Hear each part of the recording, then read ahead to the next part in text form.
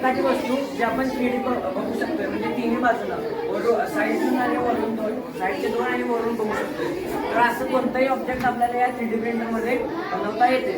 तर आता 3D प्रिंटरसाठी असं आता आपण काय पण त्याला सांगितलं आणि झालं असं होत नाही. त्याच्यासाठी आपल्याला पहिला डिझाईन तयार करायला लागणार. आता डिझाईनमध्ये काय, इथं टिंकर कॅड म्हणून एक त्याचं सॉफ्टवेअर आहे, माहिती देऊया. सगळ्यात पहिल्यांदा इथं टिंकर कॅड म्हणून एक ॲप आहे, म्हणून येते. त्यावर क्लिक केलं, क्रिएट नंतर 3D डिझाईन्स. त्यानुसार आपल्याला पाहिजे तसं साईज पण वाढवता येते. आता 3x3 असेल तर इथं हे 30 झाले, हे पण 30 आहे.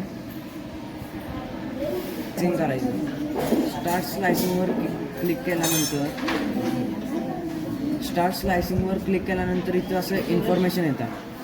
त्याच्यामध्ये आता तुम्हाला इन्फॉर्मेशन सगळी चेक करायची व्यवस्थित आहे का. आणि इथं एक्सपर्ट मोड म्हणून एक असते खाली, त्याच्यावर प्लॅटफॉर्मचं ते ऑब्जेक्ट जर चिटकवायचं असेल तर आपण ह्याचा वापर करायचा आणि इथं चिटकवायचं. इथं बघा चिटकवलेलं आहे, मला माहित असेल.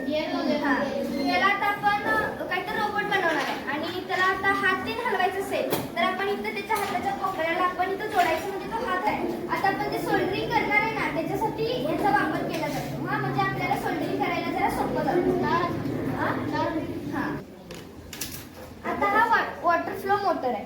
आपल्या जमिनीत पाण्याच्या मोटरी असतात, त्याच्यासाठी हे आहे. इथं आपण त्याच्यासाठी इथं पुढचं पण दिलेलं आहे, ते आपण बसू पण शकतो.